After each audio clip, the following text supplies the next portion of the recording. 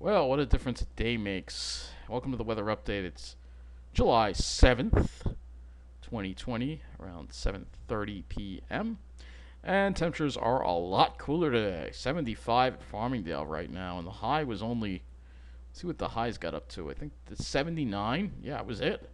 So a lot cooler today than yesterday, but very humid. You see the dew point is 70 degrees. And we're gonna do this is gonna be a new feature. I'm not gonna do it all the time, but the temperature outside my apartment in the alleyway, 80 degrees, and the humidity is 70%. So it's warmer, of course, in the alleyway. What else is not not surprising, but you know that's what it is outside. We did have a little sun a little earlier. The sun is kind of gone, and we had a little drizzle on and off across the area. Before get talk about the weather now, let's just take again a look at yesterday because New Jersey was slammed. There were storms in New Jersey. I'm going to read this article from NJ 101.5. Storms in New Jersey, waterspouts, floods, and a power outage at Great Adventure. So, uh, strong thunderstorms Monday afternoon created two waterspouts, dropped hail the size of ping pong balls, and brought rides to at Six Flags to a halt. That actually wasn't from the storms because that happened earlier. That was a substation problem. The severe weather included 4-inch rainfall and wind gusts as high as 66 miles an hour in Berkeley, according to the New Jersey 101.5 chief meteorologist Dan Zarrow. The waterspouts.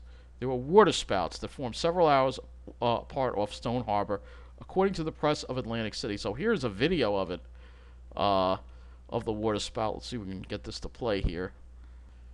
Let's see. I don't see it. Oh, is that it? It's a tiny one. There it is. You can see the reflection of it on the water. So yeah, it's really. I don't see much of a funnel. Oh, there's a larger one over there. Okay. Yeah. So yep, those are water spouts right there. Yeah. Oh yeah. Now I'm seeing the funnel. So you had some water spouts over Jersey. Very interesting. Very interesting. Here's some of the damage that happened. So a funnel cloud was reported over Folsom in Atlantic County. Large hail in Edison and Hamilton. Here's a picture of a tree across the tracks. I believe that is on the Morrison-Essex line. And there was a 2-minute loss of power at Great Adventure in Jackson at 12:30 p.m., which shut down rides. That did not have to do with the storms, though. That happened before the storm started. The rides were eventually reopened. The outage originated at JCP&L's Cookstown substation, and the utility is working to correct the issue. Here's a picture of the lightning strike. Flooding on Route 287 in Morristown near exit 36. Here you go. Look at that. So there was flooding. Really a bad storm that they had. And what's even more ridiculous, I hate to put this in with the weather update, but it has to do with the weather. Now, New Jersey's governor is going after places that have seating like this, basically saying, well, if there's a roof, it's considered indoors. So you want people to have the sun beating down on them and get caught in rain. This guy is out of control.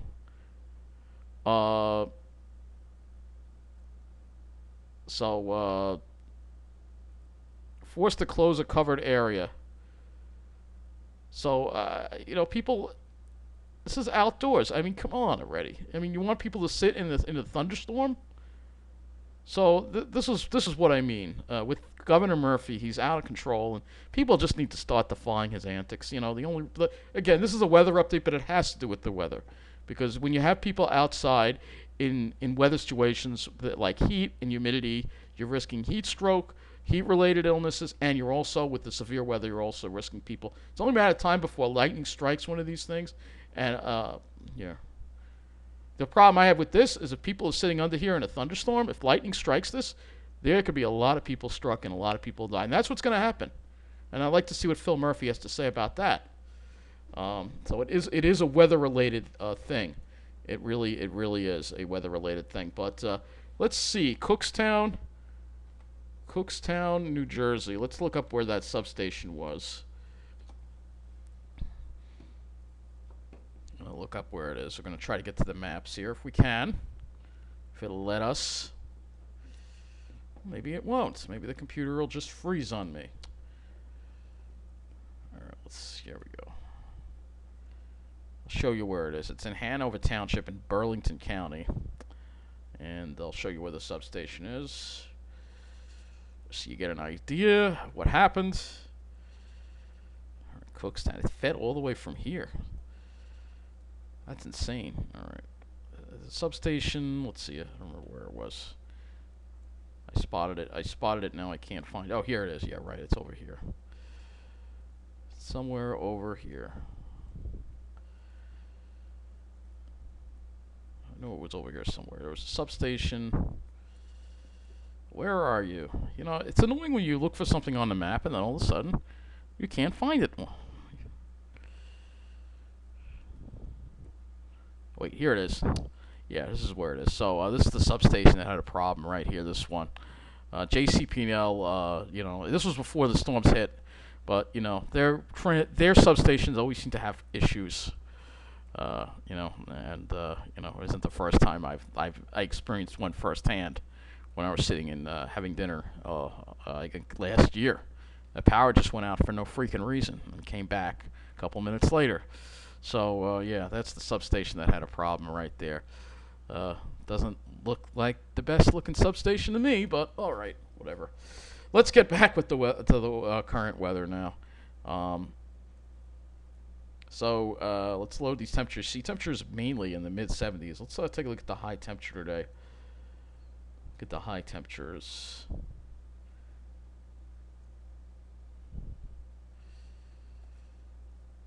Make some temperature. Let's see. All right, so wait for it to load. You'll see we're in the low 80s in Nassau County, but Suffolk County, that's only because the sun came out in the afternoon. Suffolk County never saw the sun. They were stuck under the stratus. They were only in the low 70s, so really nice. The further west you go, of course, the hotter it is. So you got mid 80s in Jersey. Let's see what Toms River did today. Probably the hottest spot will be Toms River again. 85 in Toms River, 86. You always got to tack on some temperatures, and of course it's very humid out there with the dew points very high. We're gonna go to actually just put the current dew point on here, and you'll see here dew points generally are in the 70s. So very uncomfortable, very humid conditions across the area right now. Let's take a look at the radar. There were a couple of light showers popping up, and a few more over here. Nothing severe, just a couple of showers out there. I want to see if Mount Holly has a summary of the storms from yesterday. Nope. Don't have time for a survey. Sorry. Let's see if they have anything. Oh, okay. So let's go to their Twitter. They have some interesting stuff on their Twitter, though. Mount Holly. Let's wait for this to load here. So this is a radar loop from yesterday. This is the storms yesterday. It popped up. Look at that. Look at that. You can see the outflow boundary. Check that out. Do you see the outflow boundary? There it is. It's that circle. Like literally, it looks like a bomb went off. Like an atom bomb went off. Look at that. That's weird, man. That is really, really interesting. All right, there was a Medio tsunami. Wow. Okay, so that was. Sometimes you can get those. Here's some lightning displays from Delaware. Oh, beautiful. Gotta have a high-speed camera for a shot like that. I don't see anything posted about a storm report. So I read some of them yesterday. Let's see if we can find them on their website. Because I really wanted to look at it because it was just such a remarkable event yesterday, and then we'll get to the forecast, I promise. Let's see if we can have a summary here. No, they don't really offer a summary. I don't see a summary here. Oh well.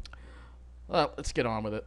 Let's see. Let's take a look and see what our current situation is with the weather, and we'll first start with the Weather Prediction Center. And you can see we have this stalled front actually right over us. Looks like right over New York City. Stalled. There's like a weak backdoor front, which is why the temperatures are lower, even though we still have the humidity, and then the much hotter air off to our west. And this will eventually work back into our area, of course. in the coming days. We'll look at the Storm Prediction Center as well. Let's see if we're in a risk for severe weather for the next day or so. I don't think so, but we'll take a look. We will take a look and see. Let's look at the day 2 convective outlook. Marginal risk upstate. More or less, we're not really seeing it. So, okay. So let's talk about something else too that happened that I completely forgot about, and that is Eduardo. Oh, we have Tropical Storm Christina. Oh, that's off the Mexico. All right, I don't know if there was for a brief time there was Eduardo from the that had formed, and now I can't find any information on it. But there was a tropical storm that had formed, and the thing about Eduardo is if we go here, we go to the NHC. We'll go to the NHC and we'll look for Eduardo here.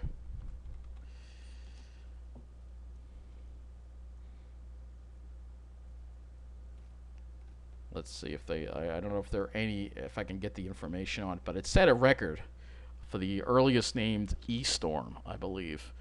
Yeah, I can't, they've scrubbed the information on it. It wasn't very impressive, it was very weak, but nonetheless it was tropical. So now we're going to watch this, which is a 30% chance of cyclone formation over the Carolinas. So, sorry I can't pull up any information on Eduardo. It didn't really affect anyone except out in the open ocean, but I think it was the earliest named E-storm. So let's go take a look at the upper air look on the GFS, and we've gone over this before, but you can see we've got this ridge over us, but what's going to happen, you can see this weak little area of low pressure right here off the Carolinas that's going to form into this. You could sort of see it, and then it's going to go up the coast, and you can see that really strong ridge, so we might see some winds out of it, and then we see this trough develop off to our west for the weekend, and that would have a tendency to keep the temperatures down until the ridge comes back later next week with a vengeance. And like I said, no real change in the pattern, maybe toward the end, but it's going to remain warm, it's going to remain above normal, it's going to be humid. We can look at the European as well. Same thing. That ridge. There's that trough. And then it heats up. So, yep, it's looking humid. So we're gonna, instead of focusing on the northeast section of the things, we're gonna be focusing on the surface map on the eastern U.S. So let's take a look at the surface map here, and this is the 18Z GFS front. So you can see there's that high offshore. We got the ridge. One front comes back. There's that low developing, and it could have some tropical characteristics. It's going to hug the coast, and what's going to happen is we're going to get slammed with it. Well, it looks like it takes the heaviest rain just east of us, though, on Friday. I hope we get into some more of that heavy rain because we could use it. And then after that, it sort of dries out, but we have some more chances for showers. Like I said, we still have this unsettled weather pattern. It's going to be unsettled. There's some more tropical. When it's humid, it's going to be unsettled. You're not going to have a nice, fair, dry weather and clear skies and stuff like that. You're going to have constant, you can see there's just nothing to clean out the humidity. If I go and I look at the dew points, you'll see that we are stuck in the humidity. It's not really going anywhere. So we go into just tomorrow, Friday, Saturday. We're going to be dealing with some real humid air at certain times, and there's no break. You can see there's the Western Atlantic Ridge. It's just kind of sitting there and making us miserable. The dry air tries to make some attempts to get in, but I just don't see it happening, unfortunately. I just don't see it happening. And like I said, we're going to be dealing with more humidity. If you hate the humidity, you're going to hate this forecast. So the humidity returns, and it actually rises tomorrow, I think. We have a south wind, so that will probably keep the temperatures lower on the island, but Jersey will probably bake. Same thing for Thursday. And then there's that system right there. Friday, and then it pulls. We're still dealing, even behind the system, there's no dry air. It's still humid behind it. The humidity kind of just doesn't go anywhere. It's just stuck. The little dry air tries to get in next week, but we saw what happened on Saturday with that. We never got into it. And you can see that southwesterly flow on Friday with just no relief from the humidity. It's just very discouraging. We'll look at the temperatures.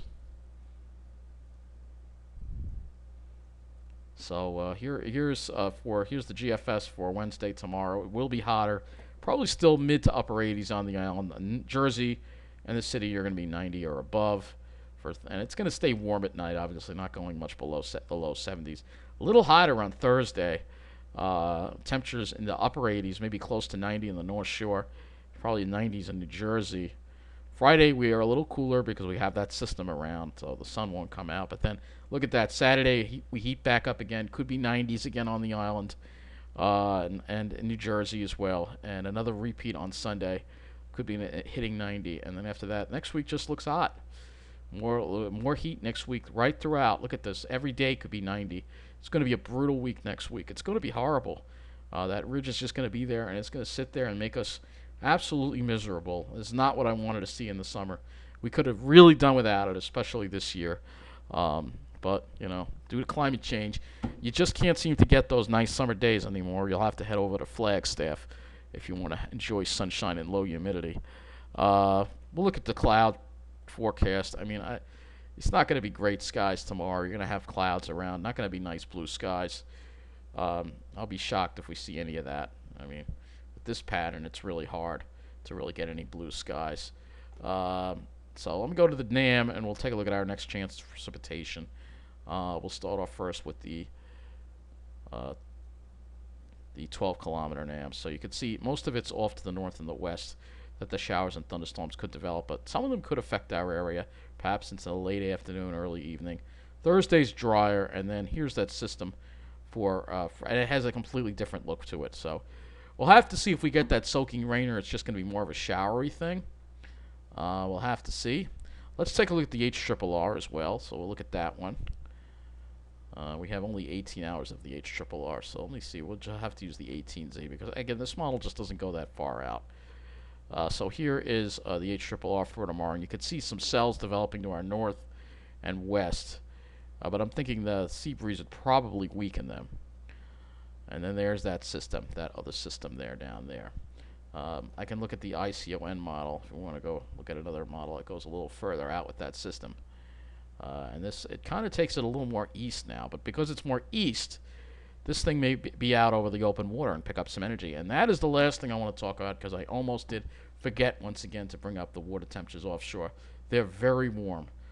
So let's take a look at that. We've got very warm water offshore. We're going to look at some of these marine reports as well. Marine.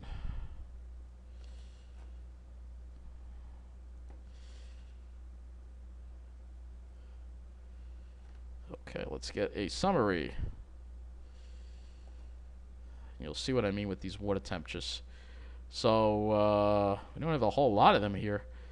Interesting, a whole bunch of them are offline. So it has the water temperature southeast of Block Island at 68, but look at east of Barnegat, 77. That's very warm. Very warm. So we're seeing some temperatures that are well above normal with the buoys. Hang on, maybe we can get some. Let me just go to station plot here and see if we can find. Yeah, there are no buoys here. Why are the buoys not reporting? I could tell you the water temperatures are water temperature off Barnegat Bay, 77. That's not normal until August. So temperatures are well above normal, the oceans. And where the buoys fail, we can always look at the satellite, earthnullschool.net, and look at the data on this. And I'll show you what I mean with these water temperatures. And this does not bode well for the tropical season, which is not what I want to hear. But again, everybody's got their head buried in under the blankets, fearful of corona, when it's the climate crisis that's really going to nail us. So here we go. Sea surface temperature anomaly. Here you go. Look at that. So this is an anomaly that's Celsius. Let me change this to Fahrenheit. That's a 5 degrees. So the water temperatures are 5 degrees above normal offshore right now, which is really high. And if we look at the absolute temperatures, yeah, the actual temperatures, of course, 75. Let's look off the South Shore, 74. So this is why it's so humid. And this is going to fuel that storm. So we're going to have to keep an eye on this tropical system. Even though it doesn't look like much, you got to expect the unexpected with these water temperatures. They're really warm, and it's really concerning. to see. Lastly, we'll look at the Climate Prediction Center 6 to 10 day outlook on temperature and precipitation. And not surprisingly, the east is above normal, but we're not the core of the heat. The core of the heat is actually over Texas, well above normal. And then it sort of moves a little more into the Great Lakes area. And the precipitation looks like it's going to be near or below normal for the east. So that's going to wrap up this weather update. Keep my eye on this tropical system. The climate crisis has not gone away, and it's a shame everybody seems to have forgotten about it. Anyway, take care and thank you for watching.